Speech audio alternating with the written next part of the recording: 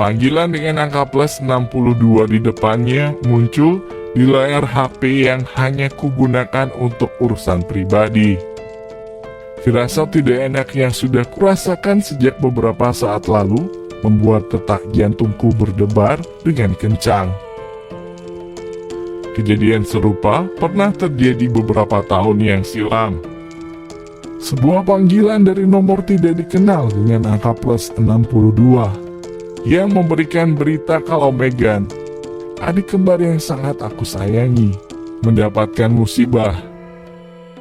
Musibah yang berakhir dengan maut. Kali ini, sebuah nomor asing dengan kode plus 62 langsung mengingatkanku pada Daniel, anak Megan, yang selama ini hanya pernah kulihat lewat foto yang dikirimkan oleh anak buah yang kuminta untuk mengawasi dan menjaganya. Dari pembicaraan di telepon kemarin saat aku menghubunginya, Daniel mengatakan kalau putrinya sedang demam. Apakah ada sesuatu yang terjadi pada Tiara? Dengan tangan gemetar, aku menekan tombol jawab di HP. Suara seorang laki-laki yang tidak kukenal menyapa dalam bahasa Inggris dengan logat Indonesia yang sangat kental. Mungkin karena sedang tidak berbicara dalam bahasa ibunya, jadi kata-kata yang diucapkan laki-laki itu terdengar sangat lambat di telingaku. Firasat tidak enak yang semakin menekan membuatku menjadi tidak sabar untuk menunggunya. Anda bisa langsung berbicara dengan bahasa Indonesia, saya akan dapat mengerti. Tanpa menunggu laki-laki itu melanjutkan kata-katanya, aku langsung memotong dengan bahasa Indonesia yang fasih. Untukku yang pernah lama tinggal di negara tersebut, sudah tidak perlu berpikir lagi untuk dapat berkomunikasi dengan lancar. Laki-laki itu terdiam sejenak, lalu berkata dengan sopan, "Maaf, apakah saya sedang berbicara dengan Mr. Jacob Kim?" "Ya, saya sendiri. Dengan siapa saya berbicara dan ada keperluan apa Anda menelpon nomor pribadi saya ini?" "Nama saya Ardi Setiawan, pengacara yang mewakili saudara Daniel Kusmawan." Tanganku yang memegang HP semakin bergetar. Pikiran-pikiran buruk dengan cepat melintas di benakku. Daniel baru saja mengalami kecelakaan. Maafkan saya menelpon Anda untuk menyampaikan kabar duka. Daniel sudah berpulang ke surga. Saya turut berduka cita. Suara geledek seakan terdengar di benakku. Daniel, putra satu-satunya dari adik kembarku yang sudah meninggal. Selama ini, aku bahkan belum pernah bertemu secara langsung dengan Daniel. Hanya mendengar suaranya lewat telepon. Setelah ini, aku tidak akan memiliki kesempatan lagi untuk bisa melihat wajahnya saat dia masih hidup. Seakan bermimpi, aku mendengar semua penjelasan dari pengacara Daniel. Setelah menutup panggilan itu, aku yang masih merasa syok meminta personal asistenku untuk mengatur semua urusan, lalu segera terbang ke Indonesia dengan pesawat jet pribadi. Tiara, putri kesayangan Daniel, masih menungguku di sana. Aku harus bisa menguatkan perasaanku. Wajah Daniel yang sangat mirip dengan wajah mamanya tampak dari dalam peti jenazah yang masih terbuka. Tidak ada tanda-tanda kalau dia mengalami kecelakaan. Tidak ada bekas luka sama sekali. Bahkan wajah yang seharusnya pucat tampak berwarna dengan warna yang terlihat sehat. Hanya mata terpejam dan dada yang tidak bernapas lagi, yang menunjukkan kalau dia sudah tiada.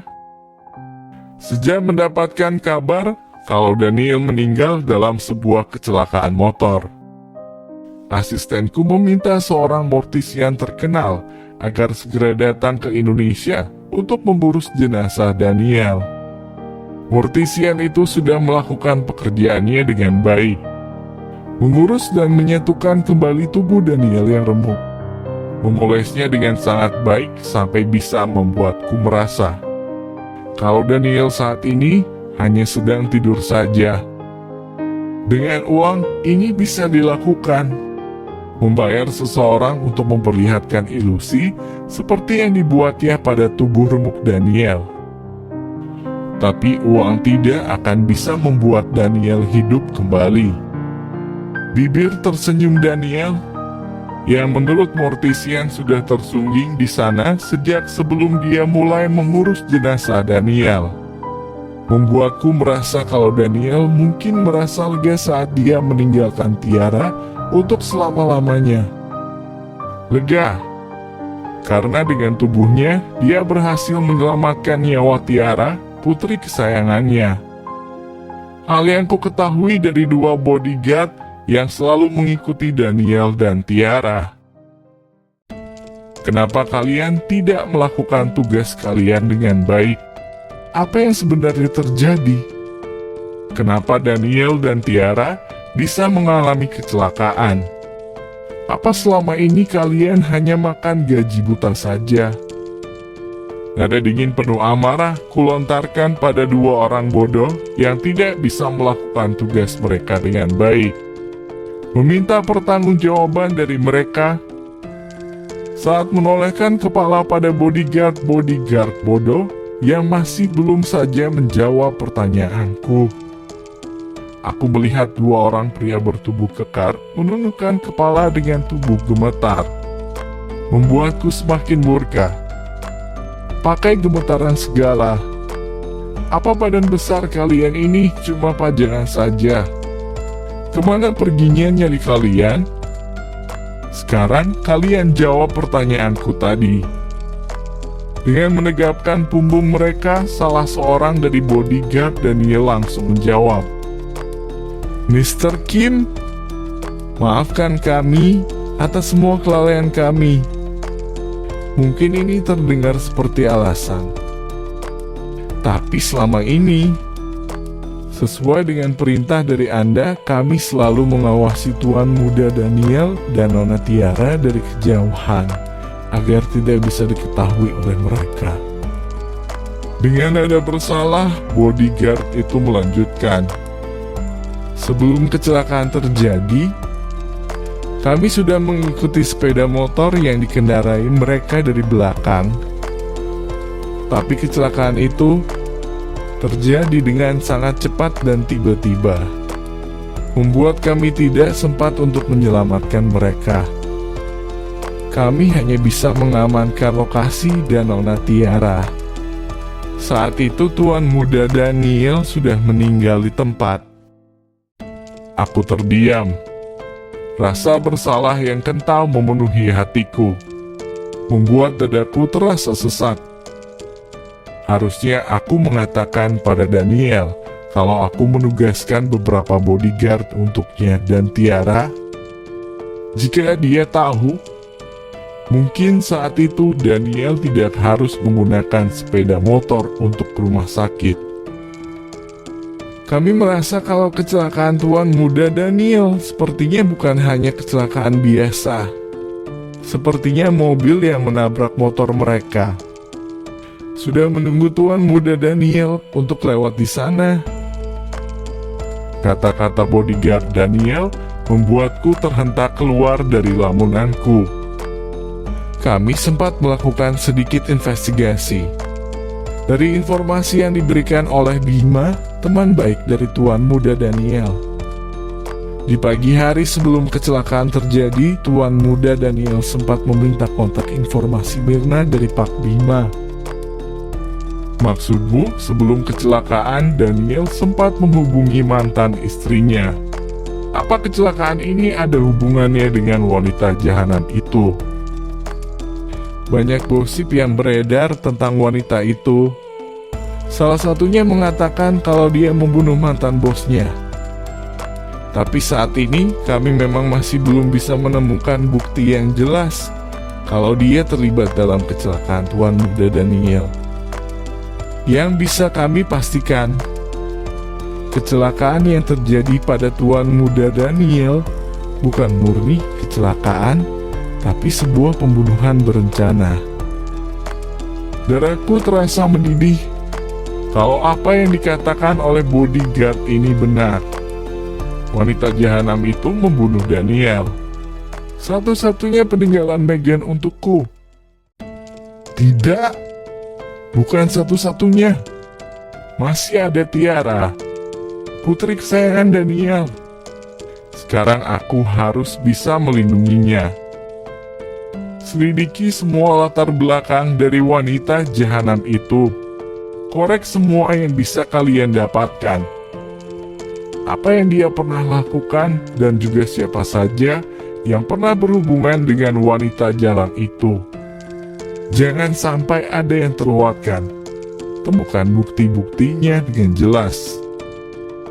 Langkah kaki seseorang yang memasuki ruang duka tempat peti jenazah Daniel disemayamkan membuatku menolehkan kepala.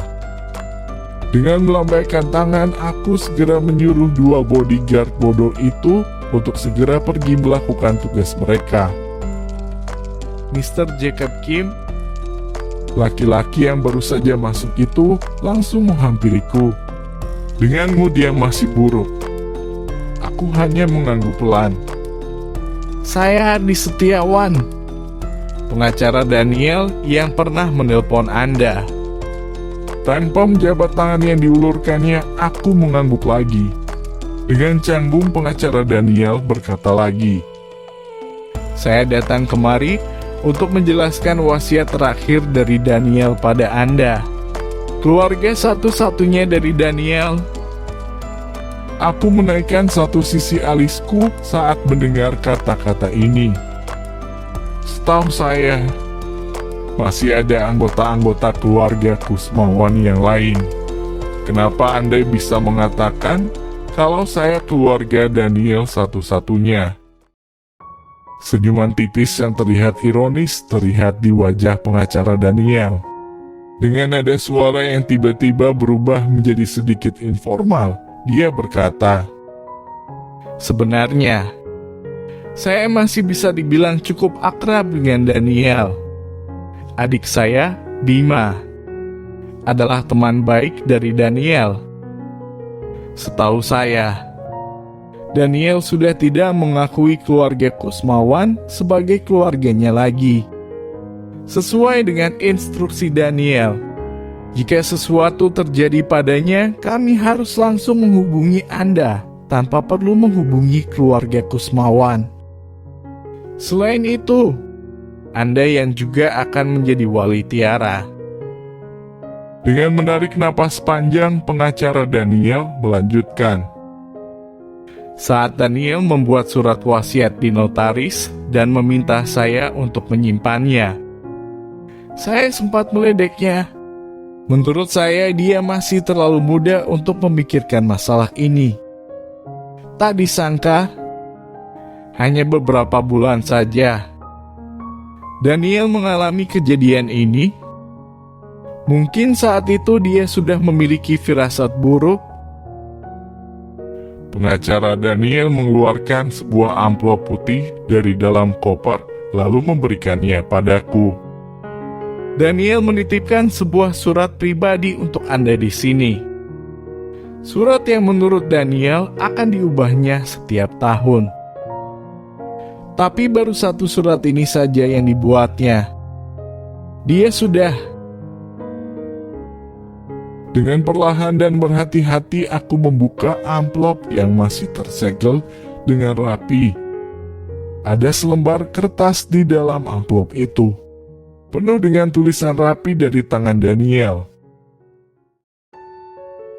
Dear Uncle Jacob, saat Uncle bisa membaca surat ini, itu artinya Daniel yang masih muda dan kece ini ternyata malah pergi duluan. Faktor ukali ya. Daniel bisa lebih cepat berjalan daripada Uncle yang sudah tua bangka. Hahaha. Jangan marah. Daniel hanya bercanda saja. Oke. Sekarang balik ke urusan yang lebih serius. Saat Uncle bisa membaca surat ini, Kak Ardi pasti sudah menghubungi Uncle untuk membicarakan masalah surat wasiat Daniel. Uncle jangan kaget kalau misalnya Kak Ardi bilang ke Uncle kalau Daniel sudah putus hubungan dengan keluarga Kusmawan. Karena itu benar, meski belum ditegaskan secara hukum, tapi Daniel sudah tidak pernah berhubungan lagi dengan mereka. Kali ini Daniel tidak ingin bertindak bodoh lagi. Keluarga Kusmawan seperti benalu, cuma mau mendapatkan keuntungan dari papa dan mama tanpa pernah mau membantu Daniel dan Tiara. Keluarga semacam itu tidak diperlukan dalam hidup Tiara. Daniel tidak ingin orang-orang yang sama seperti Mirna bisa terus menggantungi hidup Tiara.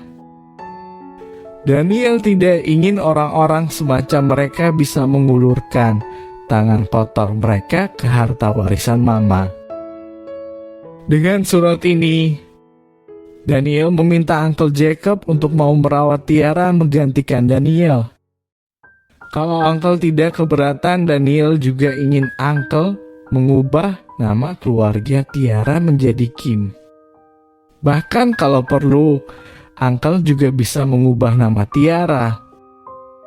Dengan itu, orang-orang mata duitan itu tidak akan lagi punya hubungan apa-apa dengan Tiara. Selama itu bisa membuat Tiara hidup dengan tenang tanpa gangguan dari mereka. Uncle bisa melakukan apa saja. Untuk detailnya, Uncle yang bisa bereskan untuk Daniel. Sorry, Daniel malas berpikir. Hahaha. Kalau suatu hari misalnya Tiara bertanya-tanya tentang masalah perubahan nama ini, tolong katakan padanya, kalau itu atas keinginanku. Aku ingin dia bisa hidup dengan tenang, tumbuh dewasa menjadi seorang wanita yang hebat dan kuat. Tolong katakan juga pada Tiara, meski dia harus mengganti namanya, untuk selamanya, dia akan selalu menjadi mutiara kesayangan di dalam hati papanya. Katakan kalau papa sangat mencintainya dan akan selalu berdoa untuk kebahagiaannya. Selain itu, di kesempatan terakhir ini, Daniel juga ingin meminta maaf pada Uncle. Maaf, karena sudah bertindak egois selama ini. Apa Uncle bingung dengan kata-kata ini? Kalau Uncle Jacob sekarang melihat wajah Tiara, mungkin Uncle akan bisa mengerti. Wajah Tiara mirip dengan wajah mama kan? Sebenarnya waktu Daniel menolak untuk pindah ke sana, Daniel masih punya sedikit rasa sakit hati pada Uncle. Jadi dengan egois, Daniel tidak mau membagikan Tiara pada Uncle. Jadi untuk ini, maafkan Daniel. Akhir kata, Daniel mau berterima kasih pada Uncle karena selama ini hanya Uncle saja yang benar-benar menjadi keluarga untuk Daniel dan Tiara. Uncle Jacob, terima kasih. Love Daniel. P.S. Sekarang Daniel sudah bisa memaafkan Uncle. Jadi, Uncle jangan menyalahkan diri terus. Mataku terasa panas. Tanpa terasa sebutir air mata jatuh menimpa kertas yang penuh dengan tulisan tangan Daniel itu. Dengan cepat aku segera mengusapnya. Aku tidak ingin surat pertama dan terakhir dari Daniel padaku rusak karena tetesan air mata. Aku mengusap air mata yang masih tetap memaksa turun meski sudah kutahan-tahan. Membaca lagi kata-kata terakhir Daniel. Bibirku menyunggingkan sebuah senyuman sedih. Daniel yang ada di dalam surat terdengar seperti seorang anak yang sedang berbicara pada orang tuanya. Penuh dengan nada tawa dan canda. Sangat berbeda dengan nada serius yang selalu dipakainya saat berbicara di telepon denganku. Ini karakter Daniel yang sesungguhnya. Seorang Daniel yang tidak akan lagi bisa aku jumpai dalam hidup ini. Tanganku mengusap lembut tulisan tangan Daniel dan menatap wajah Daniel yang terlihat seperti sedang tidur. Daniel, mulai sekarang Uncle akan menganggapmu sebagai anak Uncle sendiri. Daniel, putraku sayang, tidurlah dengan tenang. Ayahmu akan selalu menjaga Tiara, cucu kesayangan ayah. Nama baru apa yang dipilih oleh Uncle Jacob untuk Tiara? Bisakah dia menjalani hidup dengan tenang dan bahagia?